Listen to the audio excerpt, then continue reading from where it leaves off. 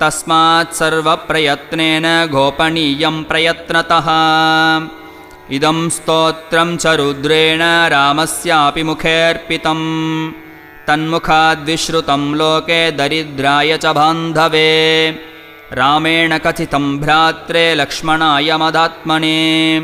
ततो दुर्वाससे प्राप्तं तेनैवोक्तं तु पाण्डवे। पाण्डवो ह्यब्रवीत् कृष्णं कृष्णेनेह प्रकीर्तितम्। अस्य स्तोत्रस्य माहात्म्यं रामो जानाति तत्त्वतः। रामोऽपि राज्यं सम्प्राप्तो अस्य स्तोत्रस्य पाठतः।